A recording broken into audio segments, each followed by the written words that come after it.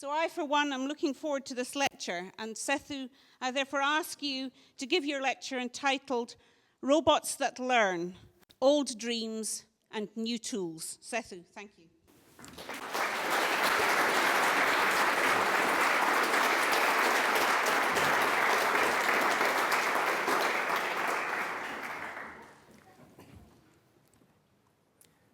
Thank you, everybody, for coming. And it's indeed a pleasure to see so many of my peers, my family, my colleagues and friends here. And as Leslie mentioned, while I was preparing the talk, it's been one of the hardest. I've done my share of conference talks and I've done my share of outreach talks, but this kind of falls somewhere in between. You have to talk to a room of really smart people. Some of them are outside your field, so you're not supposed to use equations or flowcharts or anything. It's like saying, I know you're not a doctor, but we'll let you do the surgery, and by the way, I'm just going to replace the scalpel with a kitchen knife instead. So I'll try my best. So the only thing I won't promise there are no equations, but the only thing I can promise is that even if you don't understand the equations, you'll follow the talk. So, robots that learn, old dreams, new tools. So let me first tell you about the old dreams. If you've read science fiction, you probably all know that when we talk about robotics, you first think about a robot butler serving you tea, doing your dishes, doing your homework, and things like that. It's not here yet. So let me start by showing you two small clips of recently, BBC Bango's Theory was here and trying to sort of look at the robotics research going on here. And one of the things they shot was a robot football player doing this. Really smart guys, nice twinkly eyes, trying to grab a ball, trying to thing, and so. They are autonomous, they've got their own processor power, they've got their own sensors, they try to kick a ball, sometimes tries to kick the shin of the other robot as well. But, okay, so BBC introduced this as the next thing, really smart robots which can actually play a game of Connect 4 against you, right? So said, look at the poor robots trying to hit a ball, look at this guy, really smart, playing a game of Connect 4. Those of you who've been around earlier, you probably attempted and probably got beat. So when we talk about the two different kinds of robotics that we see here, what's interesting to note is that the one on the right, the Connect 4, it solved the actual game playing, and you can do really smart moves. But actually, my 7-year-old here can actually beat it by just holding the arm while it's trying to put the coin in, right? So indeed, so one of the things that's missing here is the ability to adapt to the changing environment and the changing world, and to react to unseen scenarios and indeed generalize to new situations. Indeed, there's been a lot of new interest. I'm not sure how many of you have heard about the Watson, the IBM Watson winning the Jeopardy challenge recently, and that was a big milestone. Similarly, when chess when Deep Blue beat Garry Kasparov, that was a big step. And indeed, people thought, robotics solved. So why are we not doing more things? So it turns out a lot of the things, like simply crossing a road, is actually quite hard. So let me try to address what is missing and what we are trying to do here at the School of Informatics and more broadly in the robotics community to address this issue. So when we talk of controlling a robot, what does it take to control a robot? You need to create a plan, which means if you want to try and do something with the robot, you have to first know what you want to do with it. Then you need to have a controller which converts that plan to some motor commands, which are nothing but things that moves the motor, individual joints of the robot. And then you have a bunch of sensors which tells you where you are, and then you sort of go around in a loop and control it. And this is standard for chemistry as well. Now, if you try to look at what is inside this and the kind of problems that you have to face while dealing with this, surprisingly, very similar problems are solved by humans on an everyday basis. So we're dealing with the same issue of sensing, acting, decision making. So in today's talk, I'm going to touch upon three things. This slide is a bit hard to see. Hopefully, people at the back can read.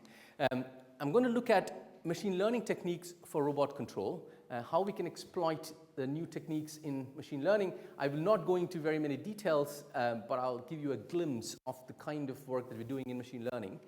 Then we'll look at how we can exploit natural dynamics in robotics to do really interesting tasks. And then finally touch upon how we can, based on this, how we can understand human sensory motor control. So not just build robots, but understand how you and me work like a machine, or like a machine. Okay, so to begin with, robots, they sense, plan, and move, just like you saw on the previous screen. So indeed, in each of these domains, in sensing, in planning, in moving, and in the sort of representation of the problem, there are interesting challenges, there are interesting machine learning challenges. And by the way, machine learning is the art of taking raw data and converting it into information, making sense of it. That's what probably most of this building does.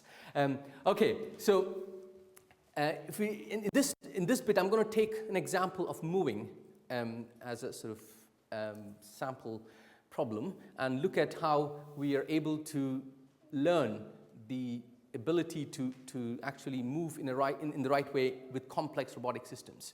So, learning to move. So, what we're really going to do is look inside this yellow box a bit more carefully. Okay? So, what's that yellow box going to do?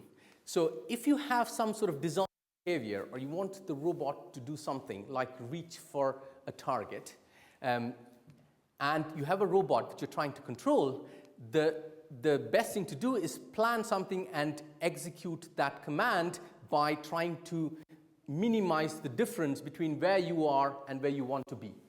So this is what is written down as what we call a control law. So I'll give you a nice visual illustration. So the robot is trying to reach for this ball. Every time it tries to get there, it's not quite getting there, but it's trying to minimize the error between where it is and where it is, where the target is. So this is great. In most cases, it works very well. But what's really hard is that you saw this, the performance is not quite up to scratch. So one way of dealing with this or improving this is by introducing what we call a feed-forward component. And this, all of us have that. So while we're walking away and somebody, or you accidentally trip over, then we quickly sort of, there's another element that kicks in, which is about not just using our senses to figure out where you are, but actually predicting what our actions will result in doing. So effectively, what's inside a controller like this is a predictive model of the robot. So you can think of it like a robot's dynamics model.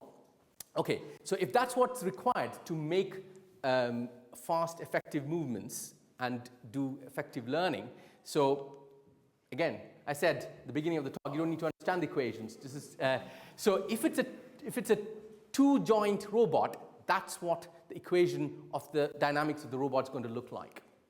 Okay, it's not super hard, but it's getting fairly difficult. Now, if you try to do it for a 7-degree of freedom joint arm, that's what it's going to look like. And indeed, I expect you guys to be able to read what's there. Okay, so these two slides just tell you that the complexity of modeling a robotic system grows exponentially as the number of joints increase or the kinds of tasks that you're trying to do increase. So is there a way around it? Is there a way we can exploit machine learning to do this slightly better? There is. So when we're kids and when you look at our kids grow up, you can see that the babies, they often do what we call motor babbling. So initially, they're not very good at controlling their arms and eyes, and over time, they learn the relationship between applying a particular force with their muscles and what happens as a consequence of that action. So we quickly internalize that, and that's why we're very good at controlling the rest of our body. So there's a little bit of genetic wiring in there, but there's also a lot of learning going on. So that's what we're trying to do here. We're trying to attempt to do that with robotic systems. Okay? So what exactly are we learning? We're learning the relationship between some movement parameters and the torques that we apply. So if you apply a certain force to a particular joint, what happens to the arm? That's what we're trying to learn. Okay, so how we do that? So the next slide is going to give you a little snippet of the actual machine learning technique behind it. It's fairly straightforward. You can think of it like if you're trying to approximate a nonlinear function, something which is complex looking, with some set of local linear models. It's like doing paper mache on a complex surface. And then you do that in an incremental online fashion. So people who understand machine learning in this crowd will immediately recognize this as what we call a local learning technique. So this is one of the techniques. This is a fairly mature technology that we've developed. This is part of my PhD work, and it's now part of software that we've released. But there are various other advanced techniques that we've used on the machine learning side of things. So why does this work? So what is the magic? Okay, so always I tell my students, when you write a conference paper, you have to tell them what's the magic, because you can't say it works. Always the reviewer is going to ask, it works, so what's the magic? So here, the magic is that real-world movements, real-world data that we generate by moving robots around or by us moving do not actually occupy the full range of space, of a high-dimensional space.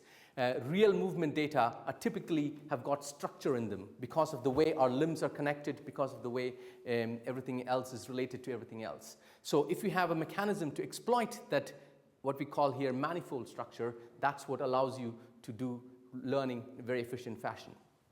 Okay, so that's how we do it in a nutshell. I put this picture in because this shows the algorithm.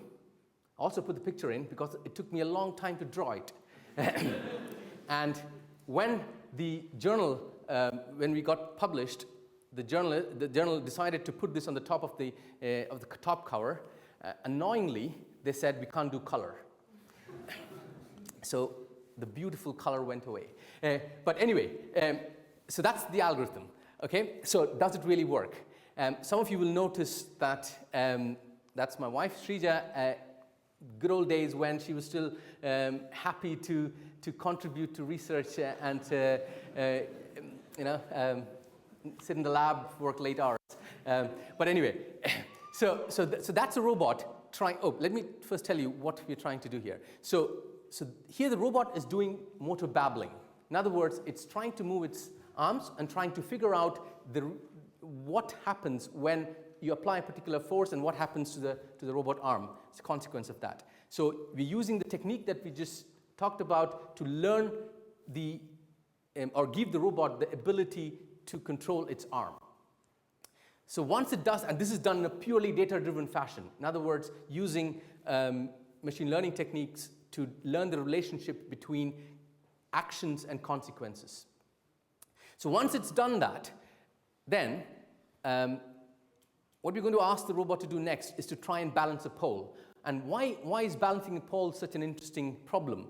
Balancing a pole is an interesting problem because it's very hard to code. It's a very dynamic task. You cannot. It's not like you move a box and you keep it on a desk and it sort of stays there forever. So because of that, you need to be able to see the consequence of your action and be able to internalize that into a concept of pole balancing. So you can see this here now. The robot's trying to balance a pole. Over time, it acquires. So because of this learning, it knows how to exactly move its fingers. So now it's looking at what happens to the pole as a consequence of moving the fingertip in a particular fashion. And over time, it learns or internalizes this sort of action-consequence relationship and finally learns to balance the pole. So that's great, but if you remember, right at the beginning, I said we need to worry about when things change. If my daughter goes and changes something on the pole, then the robot needs to be able to adapt. And that's what we did. So we changed the tennis ball from the top of the pole, and now the pole's dynamics are different. So you can now do the same thing. We can use data-driven methods to actually relearn this mapping. It'll fail a few times, but it will quickly adapt its dynamics, and it will be able to, in this case, balance a new pole. Okay, so that's great. So now, again, one of the things I try and ask my students to do is ask the question, what's unique and world-leading about this work? So, real-time, online, incremental. Each of these are separate words. In our community, each of them mean separate things and are all individually very, very important. So, real-time, online, incremental learning on real-world complex robots for the first time. And by the way, this is a headline from probably 6-7 years ago. So that was when we did this. Okay. So the learning algorithm that I just mentioned is now a de facto data-driven method for adaptive learning on several platforms, including fairly famous robotic platforms like the HONDA ASIMO, the SARCOS, the Barrett Arm. And indeed, robot learning is now a major research topic. There are lots of robot learning conferences in that area. So I think that vouches for the fact that this is a promising area to go. Okay, so now all the machine learning people would say, oh, that's the robotics problem solved. Let's have a bunch of input-output data. Let's learn everything, and we've solved robotics. Unfortunately, that is not the case. Okay, so let me tell you why. So what we just did was we said, if we have a plan, in other words, if we have something to follow, a trajectory or an action to do like balancing a pole, then I can give you a controller which will do that. But we are now looking, so in this case, we looked at the plan and the actual controller independently of each other. But it turns out that in robotics or in human system, we are optimized to the actual embodied system. So my body, I do certain actions in a particular way because my body is built in a particular way. If somebody is taller or shorter or heavier or fitter, you would do certain things in slightly different ways. And that is precisely the reason why we cannot separate the problem of planning a movement and then putting it on a robotic system and then making it go. So we need to think of these two things in a cohesive, single way. And that's what I'm going to say next. It's about exploiting natural dynamics. Okay. So for this, we'll do a little thought experiment. So if I were to drop a ball, and if I were to try and catch it with my hand, now depending upon what the ball looks like, I will do different things. So if I have a ball which I think visually is made of lead, yeah? So I will actually probably hold my hand. You think will I hold it really stiff or soft? Soft. How many of you play cricket? If you tried catching a ball, a hard ball without gloves, you will know the answer to that. Okay, so on the other hand, if you try to catch a ping pong ball or a styrofoam ball, you will be relatively stiff. So we have the ability to change the stiffness and adapt the actual dynamics of our hand based on the task we're trying to do. Okay, let me give you a more illustrative example. So here's a little video of one of my postdocs strapped on with an EMG. This is something which measures the muscle signals. This is the left and the right, so this is the agonist and the antagonist. And through some electronics, we couple him to a robot joint with 2 springs. Okay, so he's going to move it, and the robot's going to respond. Now, there are 2 ways of moving it. You can either move it with just single muscles. I can actuate this one and alternate between those 2. And you will see that you can make the movement that way. Or you could make the movement while co-contracting. In other words, after stiffening up. I could make exactly the same movement with a sort of co-contracted muscle. So both of my muscles are actuated at the same time. Now, what is different about it? If you are relaxed, if there's an external perturbation, you get deflected. If you are co-contracting, if there's an external perturbation, you are much more robust to it. So, in other words, by changing the redundancy, so we're exactly doing the same thing, going left and right, but using the additional redundancy of your stiffness in your muscles, you're actually changing the property of the system and doing what we call noise rejection. So we are being robust to external noise. Of course, at the expense of energy. It's a lot harder, you expend a lot more energy trying to do something with a very stiff muscle. If you try to put something up there and you're co-contracting all the time, then it's very expensive. So life is a trade-off. Okay, that was profound, by the way. Okay. So why do we care about stiffness? We care about stiffness and variable impedance because if we, the kind of applications where we start looking into now are things like exoskeletons, where you can actually wear certain robots. You can use these robots to, for example, help paraplegics or increase the strength of a person. If you want to lift a heavy load, then you can use this this is called augmentation devices or exoskeletons.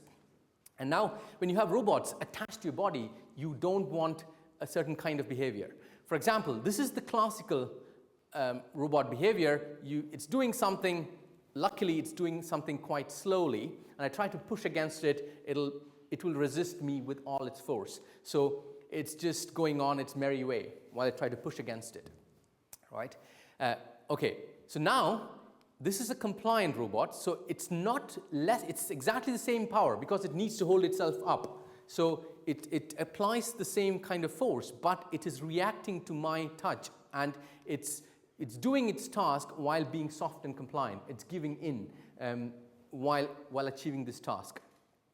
And it is this apparent paradox between accuracy and stiffness and compliance and inaccurate behavior that we're trying to bridge here.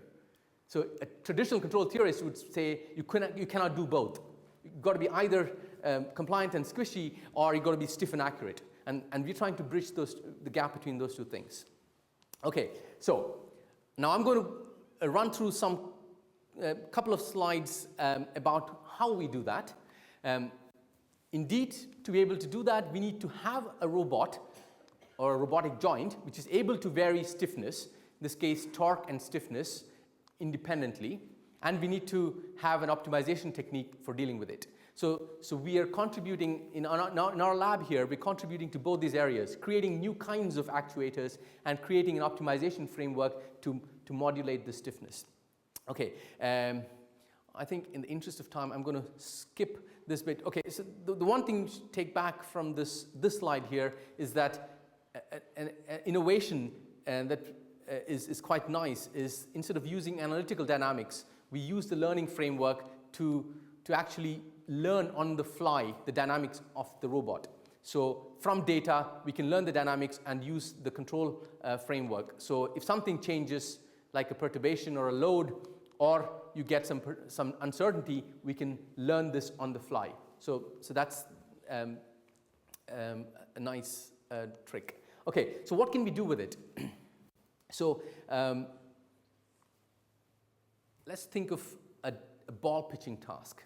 So if you think about how you throw a ball, right? So if you throw a baseball, you probably throw it quite different to if you're trying to do a rolling ball, a sort of underarm, what do you call it, 10-pin bowling thing, right? So, and there's a reason why you do that. First, you may not be strong enough to lift it, but beyond that, there are certain optimality conditions which tell you that for certain kinds of behaviors, you need certain kinds of motion. So you need to match the task and the dynamics with the actual plan. And this goes back to the situation of why I told you we cannot separate planning and the actual implementation of the plant. So let's see the robot. Hopefully there'll be some sound. Yeah, so this is a robot. Each joint has got variable compliance. In other words, stiffness and damping. So let's do it. It's going to do it once more.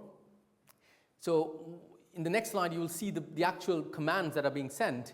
It actually changes the stiffness over time to make that movement.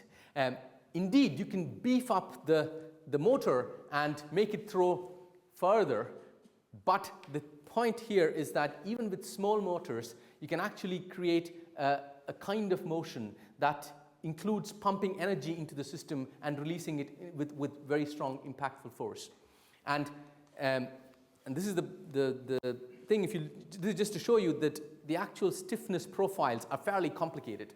And these stiffness profiles, or the change in stiffness, if you may, we do it quite often. We kind of become low, we kind of change the stiffness.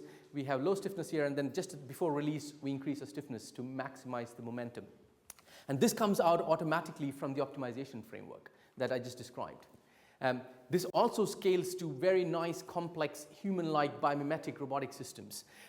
So this is a system, this is a robotic system that we've developed in collaboration with DLR. So the actual system is in DLR. And you'll see in a moment a video of this robot arm throwing a ball. And this is not at all like a conventional robot arm trying to throw a ball. You'll see it, this is a slow motion video. It's a slightly bad quality, but and you can see it's very human-like. It sort of hyperextends and then releases and then sort of swings back. And if somebody bangs against it, it will be fine. That's the beauty about it. It isn't stiff and rigid like classical robotic systems. So while it's doing its motion, if it hits something, it'll be fine. Okay, so that's showing you that this framework of modulating stiffness and damping gives you nice behaviors which were previously not possible and gives you more robustness. Same thing with rhythmic movements. The examples that you saw were throwing and hitting. These are sort of what we call typically point-to-point movements, movements like walking and waving. These are what we call rhythmic movements. So if you try to optimize, and this is a simulation of a springy acrobat trying to reach for varying distances, this is the result of the optimization. And you can see it exploits the natural dynamics in a very nice way to swing up and get there. Unfortunately, we haven't built a robot doing that yet, but that's next on the cards. So if any of you master students here wants to implement that, we'll provide funds for that. Okay, so that's all great. So where are we going with this? Why do we care about this kind of, besides the fact that we want exoskeletons and safety and other things? So one of the projects that we're doing here is about, and you probably saw an example outside, is a walking robot, a bipedal walking robot. So the idea is, and this is completely developed in-house. We are an informatics department, but we also do mechanical engineering and electronics. So we have developed this completely in-house. This is laser jet cut parts, CAD designed electronics, and it's not me, it's my brilliant students who did it. And indeed, the aim of doing this is to create robust bipedal walking, to make robots more energy efficient, to develop robots that can adapt to terrain. If you're walking on soft, squishy ground and suddenly you are walking on hard ground, you need the ability to change the stiffness properties. And that's what makes us unique and robust. And we're trying to get robots which can do the same. And indeed, in a sort of bigger long-term perspective, developed advanced lower limb prosthetics. And here's a little first steps, pardon the pun, but of the walking robot, which you can see live outside if you've not already seen it. And these are just hot off the press. Okay, so again, let me ask the same question. So what's unique and world-leading about this kind of research? Okay, so the algorithmic tools we've developed for optimal spatiotemporal modulation of stiffness are really the state of the art. So there are others there are other techniques out there, but for doing it for the kind of scale that we've looked at, they are really state of the art. World's first bipedal robot capable of simultaneous and independent modulation of stiffness and damping. So we can simultaneously and independently modulate stiffness and damping, and that's unique. That's first in the world. And I haven't had time to explain this, but the framework is used to explain several stiffness modulation phenomena in nature, in humans, example, co-contraction, energy pumping, that kind of things. And if I'm not sure if there's anybody here in the tidal wave kind of domain, but the one area we're just initiating work on, and we're talking to engineering in King's Building, is looking at tidal wave energy, because precisely if you look at this is Pelamis, and they have a massive tidal generation research project, and indeed the principles are exactly the same. So instead of actuating with motors, we're trying to extract energy, and potentially we could use the same concepts and principles of modulating stiffness to actually improve the efficiency of the actual uptake. By the way, I'm not sure if John's around. Is John around? Okay, John was the one who actually pointed me to the possibility of looking into this.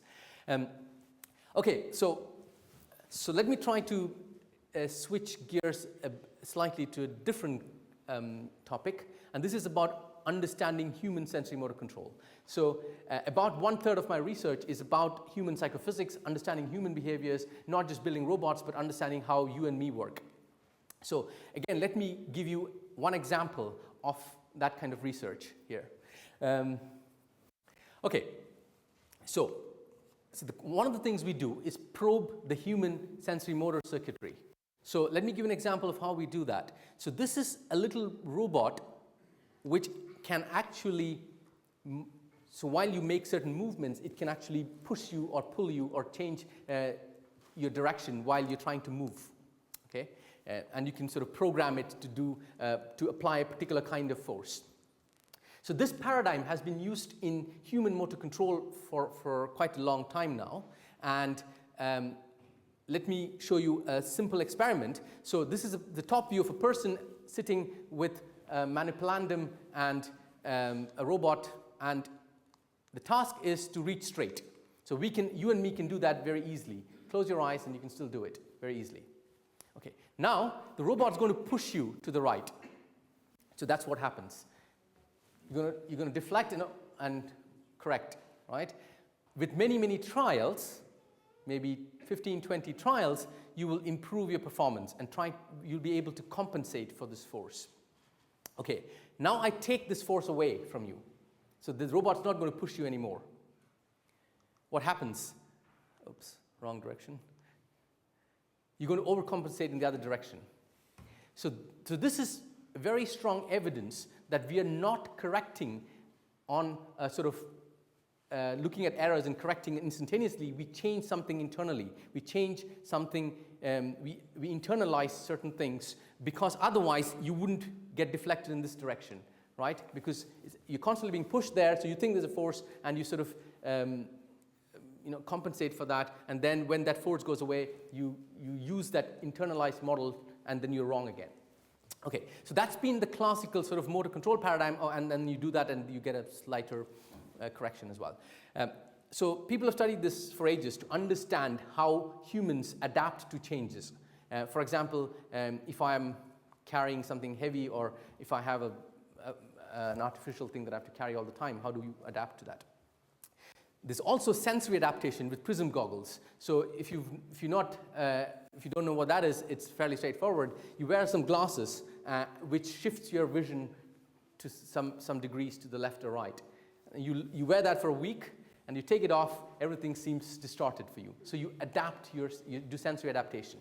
Okay, so those two things are classical paradigms. Now, if you try to do, again, this is a slide where graphical model people will look at this and say, aha, but if you don't understand the integrity of it, it's fine. So, so this is what we call a graphical model. So you can take that previous two behaviors, the sensory modal adaptation, the motor adaptation, and we can make a model of the actual adaptation paradigm. So this is a motor command. It gets shifted. This is the force that moves you to the left or right, and then you have a vision and proprioception, which tells you. So if you're wearing glasses or goggles, that's what happens. You will get a noise here, and if you've got a mismatch in your proprioception, this is where it's going to affect. So you can model this adaptation using this kind of model. Okay.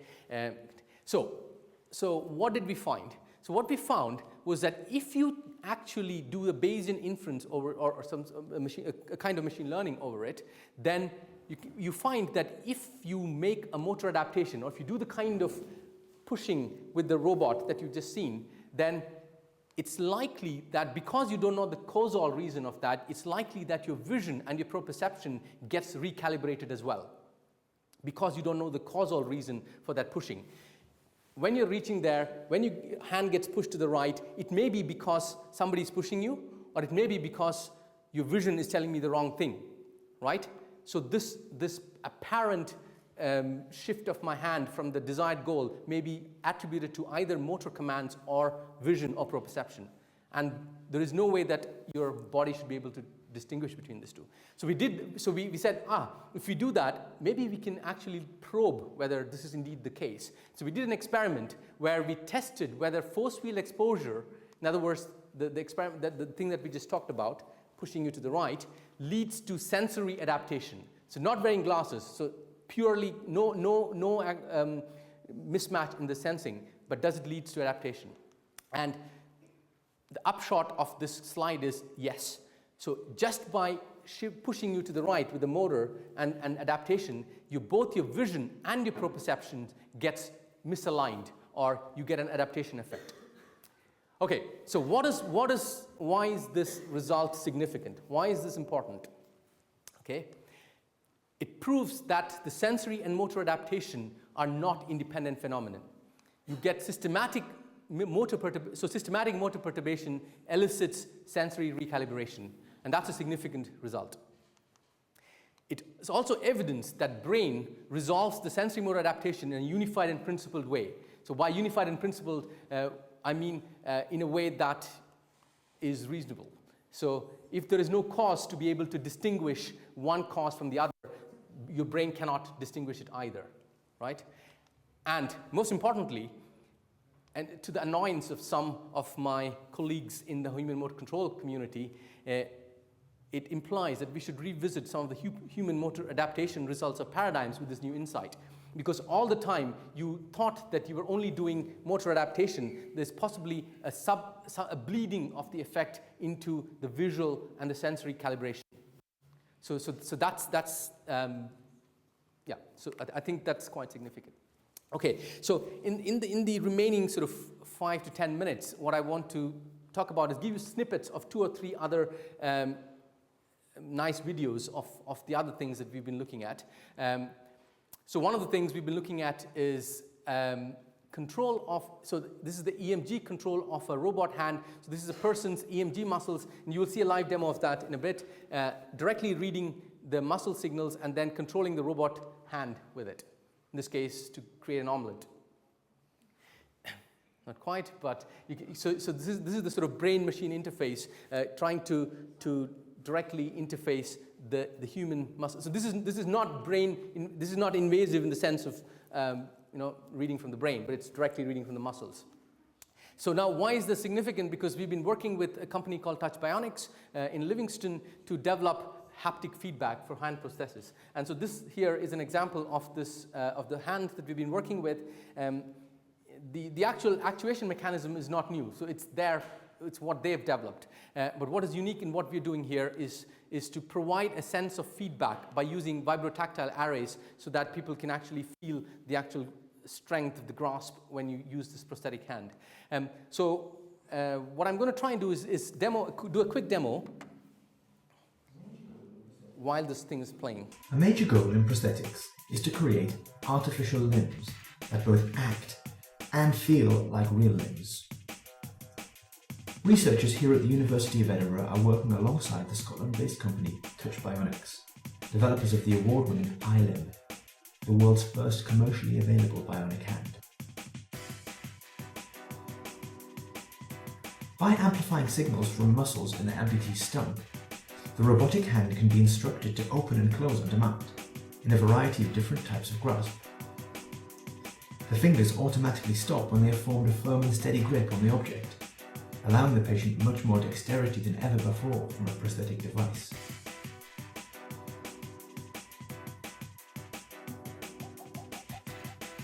One thing we often take for granted is our sense of touch. Yet without it, we would find everyday tasks a significant challenge.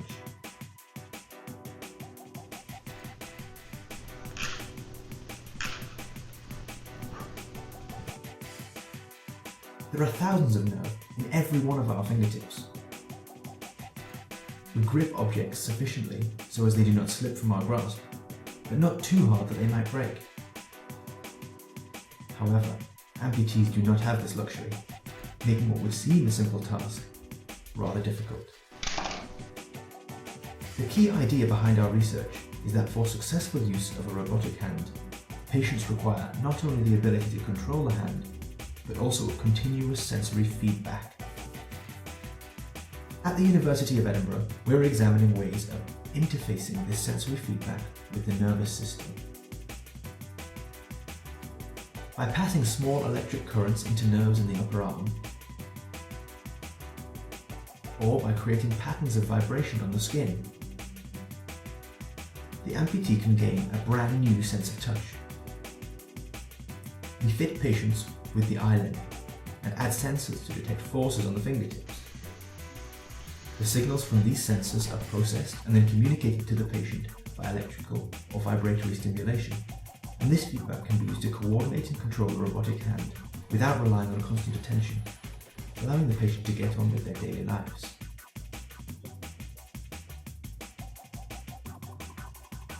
We are presently running experiments to understand exactly how the brain is able to learn to use the artificial sense of touch we have created, and how, with practice, we stop thinking about it and it all becomes quite natural.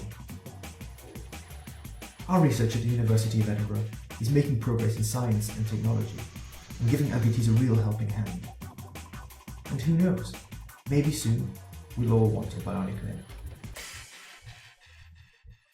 So I have managed to put this on, at least hopefully it works.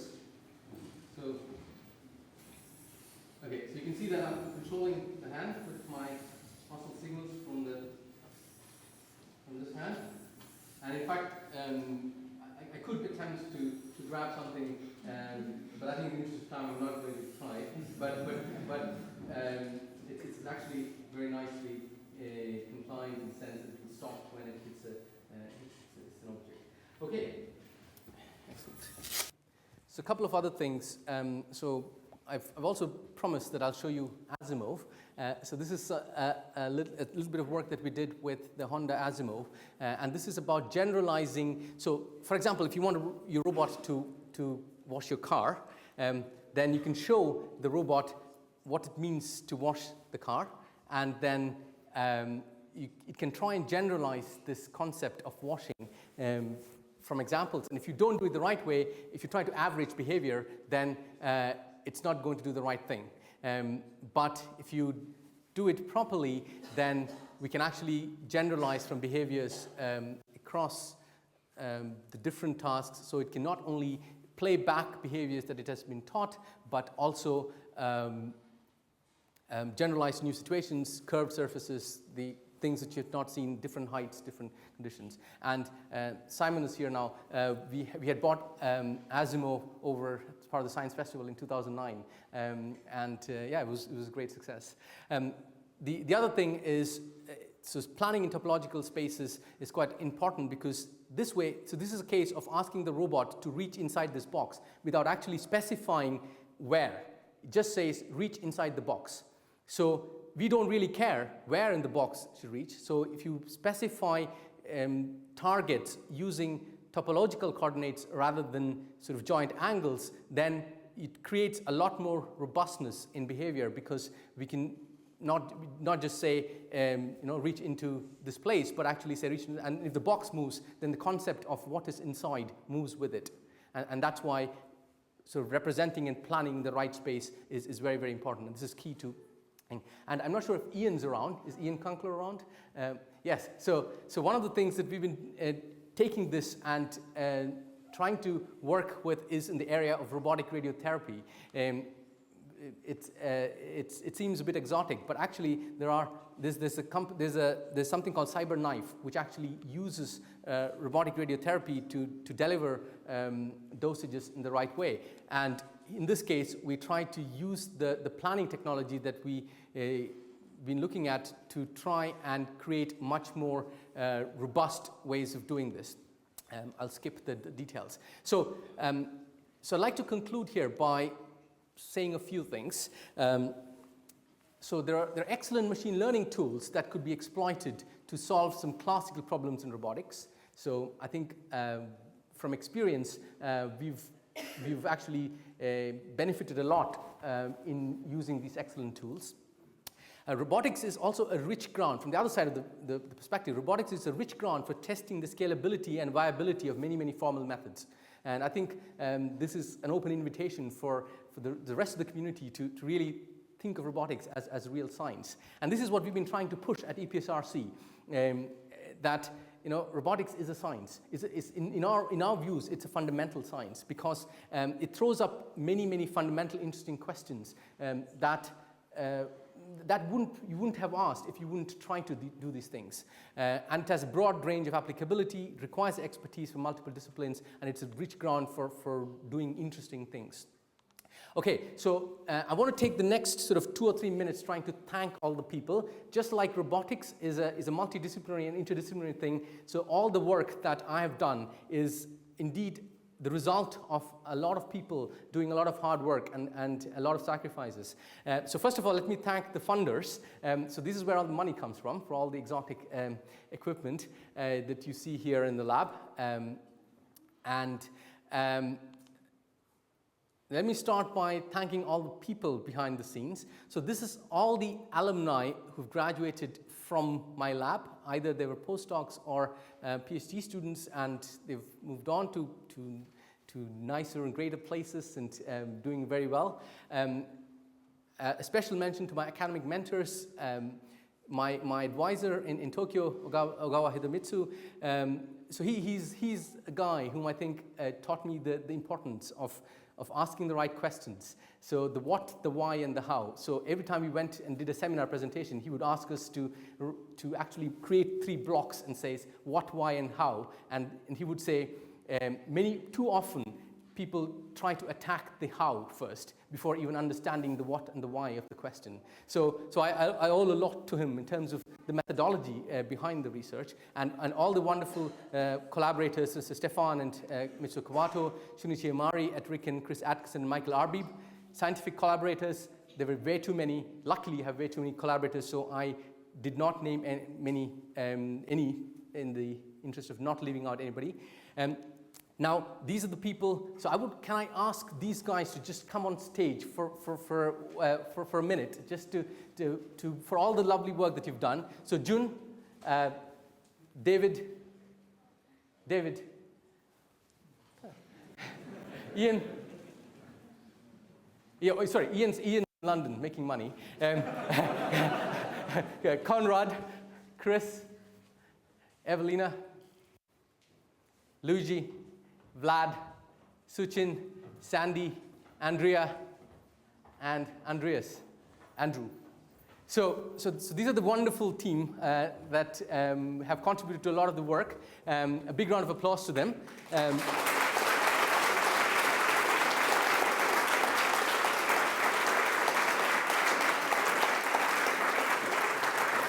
Thank you, guys. Thanks. And indeed, to all my IPAB colleagues, students, and postdocs, the wonderful admin team, Joanna, Jane, Fiona, Heather, Suzanne, Sophie, if you're here, the BDEs, Morgan and David.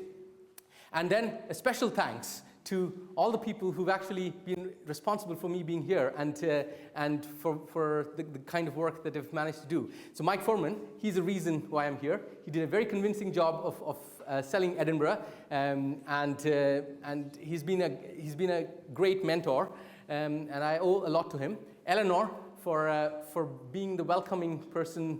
My first contact here with Edinburgh was Eleanor. Thank you very much. So Joanna and Bonnie for helping us settle in. This was now already 8 years ago. Bob Fisher for being a great colleague in IPAB. Chris Williams for being my mentor. Irene, there somewhere, for again being a wonderful support in IPAB, and also, he's not in there, but Ram, who's been a great colleague and a great sounding board for a lot of my crazy ideas. And thanks a lot, Ram, wherever you are. Okay, and finally, my family. So that's my sister and my brother-in-law who are there. A special thanks to them. And my parents, and I owe a lot to them, all the sacrifices they've made, and really they are the reason why I'm here.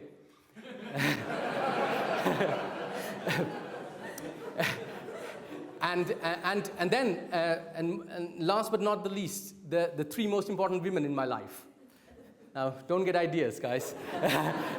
And that's Shrija, Maithili, and Deepthi. Thank you all for coming.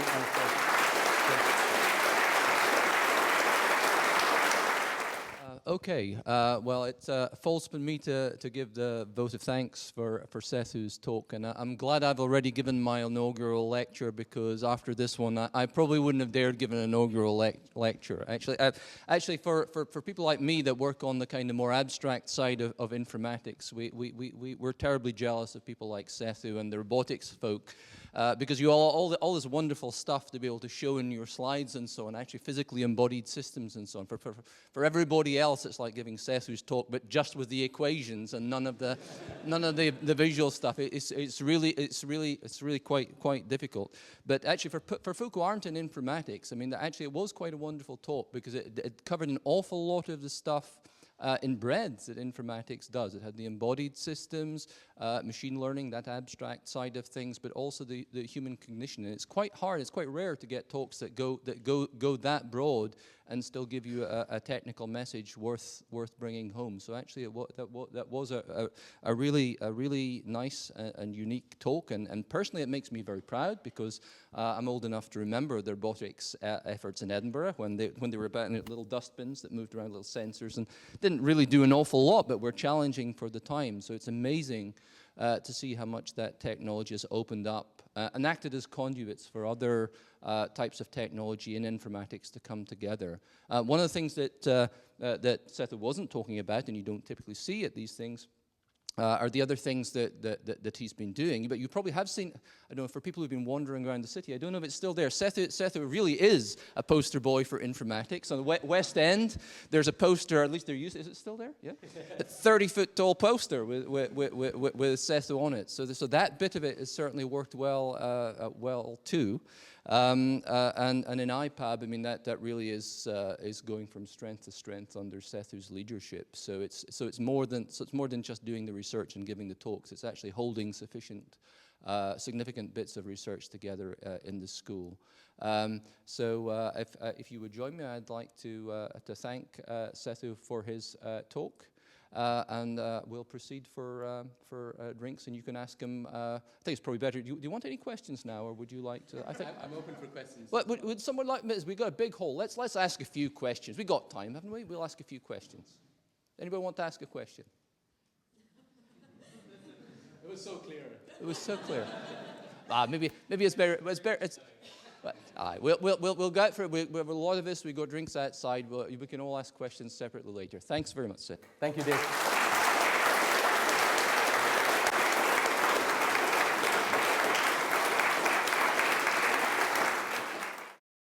This production is brought to you by the University of Edinburgh.